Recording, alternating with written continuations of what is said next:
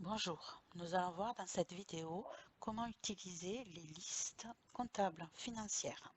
Donc pour cela, nous allons aller dans le petit onglet Liste et nous allons aller dans Financier. Ici, on va déplier. Vous allez trouver sur cette première partie les listes que vous aurez besoin pour votre comptable. Et ensuite, en dessous, vous allez retrouver des listes qui peuvent vous permettre de voir où vous en êtes tranquillement. La première, donc, qui est créances et dettes. Donc ça va être tous ceux qui vous doivent de l'argent. Vous avez la possibilité de choisir par agence. Ici, vous avez un petit point d'interrogation qui va vous permettre d'aller sur le wiki pour les numéros de compte. Ici, vous allez pouvoir mettre les dates qui vous intéressent. En l'occurrence, on va mettre sur le mois d'août. Et on va faire générer. Alors, pour générer, ça va vous l'afficher ici. Vous avez possibilité de sortir en PDF ou en CSV qui va vous l'envoyer en Excel. Donc quand vous cliquez sur générer, vous voyez que de suite vous avez votre liste qui s'affiche. Vous allez avoir le type, ce sont des factures.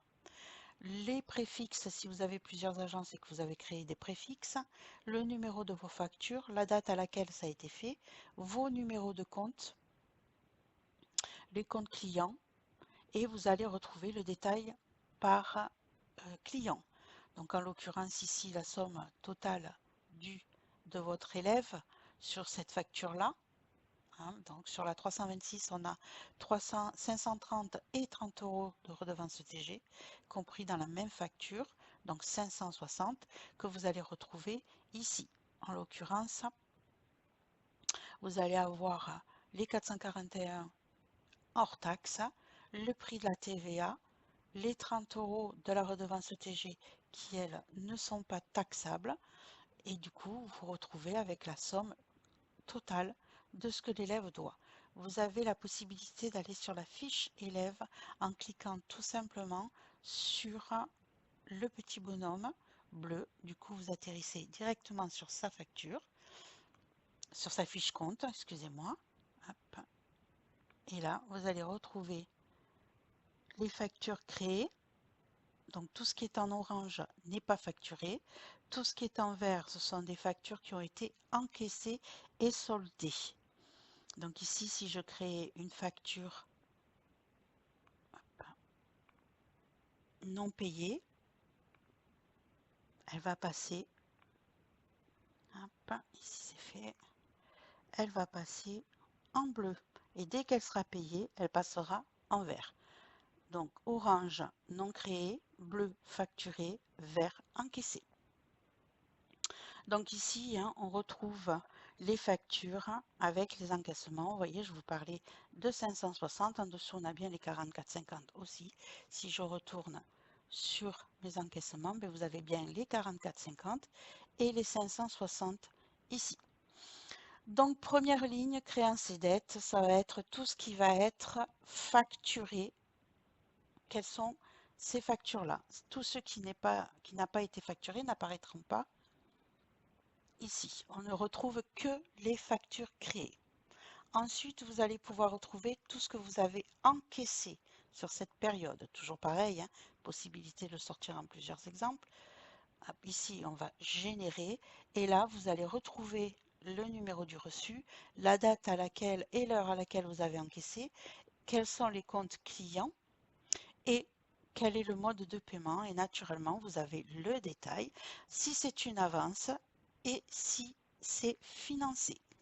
Donc ici, vous retrouvez avec notre élève, on a une avance, on a notre encaissement qui a bien été fait de 530, 30 et les 44, 50.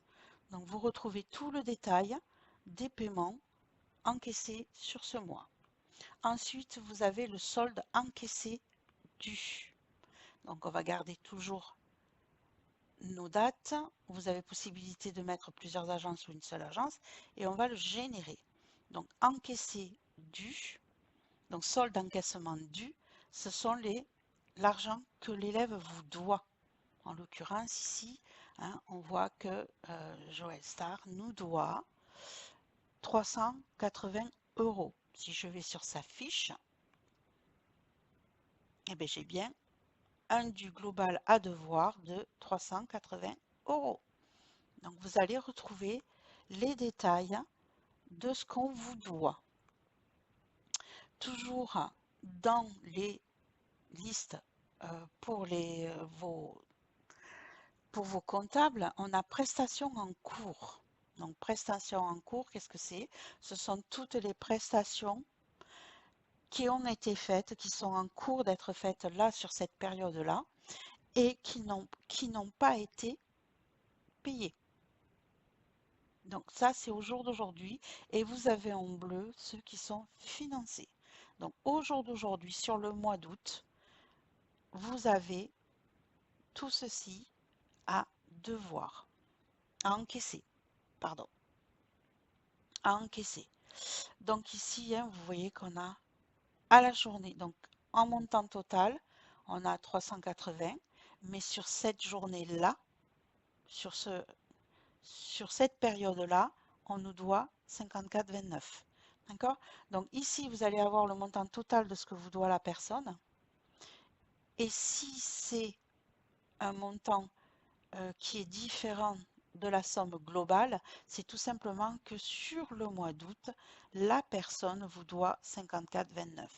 Si je mets sur le mois de septembre, donc ici on voit que elle nous doit 54. Donc si je reviens sur sa fiche et si je regarde ce qui a été voilà, consommé dû à aujourd'hui, hein, on a bien ces 54,29.